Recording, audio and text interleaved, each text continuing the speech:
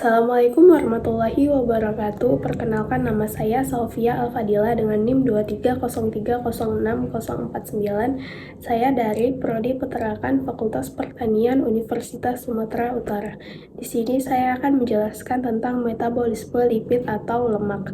Yang pertama itu saya akan menjelaskan tentang degradasi lipid dan yang kedua tentang biosintesis lipid dengan mata kuliah biokimia oleh dosen Ibu Tati Vidiana Sari, SPT, MP, IPM.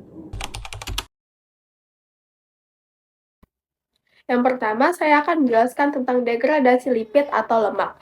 Asam lemak atau triacylglycerol atau biasa disebut sebagai trigliserida akan mengalami proses lipolisis dalam sitoplasma, yaitu proses pemecahan triacylglycerol menjadi 3 asam lemak atau asam lemak bebas yang disebut sebagai free fatty acid atau FFA dan gliserol.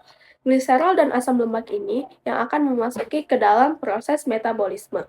Dalam prosesnya, gliserol dan asam lemak ini membutuhkan glukosa dari proses metabolisme karbohidrat sampai nanti pada akhirnya akan memasuki ke dalam siklus Krebs atau sering disebut juga sebagai siklus asam sitrat. Diawali dengan adanya gliserol yang diubah menjadi gliserol fosfat, kemudian dihidrosi aseton fosfat. Setelah terbentuk dihidrosi aseton fosfat, maka akan terbentuknya gliseraldehid 3 fosfat melalui proses yang disebut glikolisis. Setelah terbentuknya gliseraldehid 3 fosfat, maka akan terbentuknya piruvat dan setelah itu kemudian akan terbentuknya asetil-CoA sampai pada akhirnya akan dapat memasuki ke dalam siklus Krebs. Asam lemak bebas atau free fatty acid atau FFA merupakan senyawa penyusun bagian besar lemak atau lipid. Dalam beberapa di antaranya yang termasuk ke dalam free fatty acid yaitu asam butirat, asam propionat, dan asam asetat.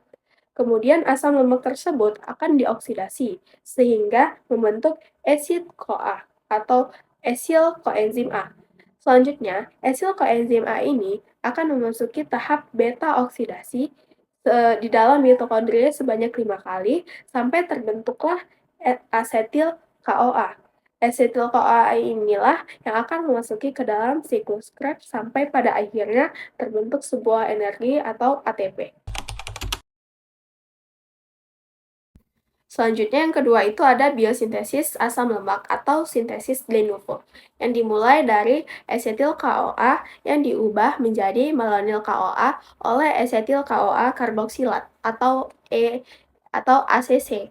Malonyl CoA dan asetil CoA akan dikondensasi oleh fatty acyl sintase atau FAS untuk menghasilkan asam lemak berantai panjang atau biasa disebut sebagai palmitat atau juga C16H32O2. Reaksi ini diulang sebanyak 6 kali untuk menghasilkan asam palmitat. Kemudian mengalami elongasi, yaitu asam lemak berantai panjang yang dapat diperpanjang dengan menambahkan 2 unit karbon oleh enzim elongation of very long fatty acid atau ELOV. Kemudian juga akan mengalami desaturasi, yaitu asam lemak jenuh dapat didesaturasi atau ditambah ikatan ganda oleh enzim desaturase untuk menghasilkan asam lemak tak jenuh. Selanjutnya itu saya akan menjelaskan tentang biosintesis triacylglycerol. Yang pertama dimulai dari asam lemak. Asam lemak jenuh dan asam lemak tidak jenuh dapat berasal dari diet atau disintesis dalam tubuh melalui jalur biosintesis. Asam lemak ini akan digunakan dalam pembentukan triacylglycerol. Yang kedua itu ada asetil CoA. Asetil CoA merupakan unit dasar yang dibutuhkan tubuh untuk membentuk gliserol 3 fosfat. Selanjutnya yang ketiga itu ada gliserol 3 fosfat yang dibentuk dari gliserol melalui 2 reaksi enzimatik, yaitu yang pertama gliserol difosforiasi oleh enzim gliserol kinase menjadi gliserol 1 fosfat. Kemudian gliserol 1 fosfat kemudian diubah menjadi gliserol 3 fosfat oleh enzim gliserol 3 fosfat dehidrogenase. Kemudian itu yang keempat ada asam lemak sintase atau kompleks gisin fosfat. Kompleks enzim asam lemak sintase mengkatalisis penggabungan 2 molekul asam lemak dengan gliserol 3 fosfat. untuk membentuk asam asam fosfatidik. Kemudian yang kelima itu ada asam fosfatidik. Asam fosfatidik merupakan fosfogliserida yang terbentuk dari penggabungan dua molekul asam lemak dengan gliserol 3-fosfat. Kemudian yang keenam itu ada defosforilasi. Enzim fosfase asam fosfat memediasi defosforilasi asam fosfatidik dengan memindahkan gugus fosfat dan menghasilkan diasil gliserol. Ketujuh itu ada diasil gliserol. Diasil gliserol ini terdiri dari gliserol dengan dua gugus asam lemak yang terikat. Dan yang ke-8 itu ada asilasi akhir yang enzim asil KOA diasil gliserol asil transferase mengkatalisis asilasi akhir dengan menambahkan satu molekul asam lemak lagi pada diasil gliserol dan menghasilkan triasilgliserol. Selanjutnya itu ada yang ke-9 triasilgliserol yang merupakan lipid utama penyimpan energi dalam tubuh. Terdiri dari gliserol dengan 3 gugus asam lemak yang terikat. Selanjutnya saya akan menjelaskan tentang biosintesis fosfolipid. Yang pertama itu ada gliserol 3-fosfat yang dibentuk dari gliserol melalui dua reaksi enzimatik. Yang pertama yaitu gliserol difosforilasi oleh enzim gliserol kinase menjadi gliserol 1-fosfat. Yang kedua, gliserol 1-fosfat diubah menjadi gliserol 3-fosfat oleh enzim gliserol 3-fosfat dehidrogenase. Kemudian yang kedua itu ada asam fosfatidik. Asam fosfatidik ini terbentuk dari penggabungan dua molekul asam lemak dengan gliserol 3-fosfat yang dikatalisis oleh kompleks enzim asam lemak sintase. Kemudian yang ketiga itu ada sitidina trifosfat atau CTP. CTP atau sitidina trifosfat merupakan senyawa yang dibutuhkan dalam tahap selanjutnya biosintesis fosfolipid.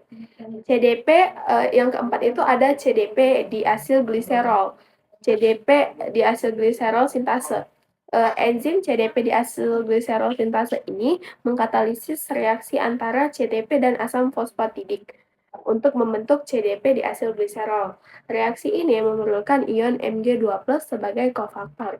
Kemudian yang kelima itu ada CDP diasilgliserol. CDP diasilgliserol merupakan prekursor utama dalam biosintesis fosfolipid. Yang keenam itu ada fosfattransferase spesifik. Berbagai enzim fosfattransferase spesifik mengkatalisis transfer gugus kepala polar seperti serina, inositol, kolina, etanolamina, dan gliserol dari donor yang sesuai ke CDP diasilgliserol. Masing-masing enzim memerlukan donor kepala yang spesifik. Kemudian yang ketujuh itu ada fosfolipid. Hasil akhir dari reaksi yang dikatalisis oleh enzim fosfattransferase spesifik adalah berbagai jenis fosfolipid seperti PC atau fosfatidikolina, PE atau fosfatidietalonamina, fosfatidigliserol atau PG, fosfatidilinositol atau PI, dan fosfatidilserina atau PS, dan lain sebagainya. Kemudian yang ke-8 itu ada retikulum endoplasma dan mitokondria. Biosintesis fosfolipid terutama terjadi di retikulum endoplasma dan mitokondria sel. Fosfolipid yang dihasilkan berperan penting dalam pembentukan membran sel. Transport lipid, pesinyalnya sel, serta sebagai fungsi seluler lainnya. Kemudian yang terakhir itu ada biosintesis kolesterol dan steroid.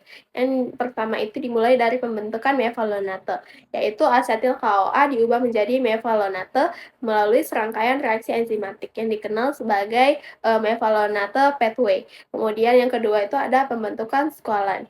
Mevalonate diubah menjadi squalen oleh squalen sintase. Kemudian itu ada pembentukan lanosterol, yaitu squalen diubah menjadi lanosterol. Prekursor kolesterol dan steroid lainnya oleh squalen silasiklase. Kemudian itu ada pembentukan kolesterol, yaitu lanosterol yang diubah menjadi kolesterol melalui serangkaian reaksi enzimatik.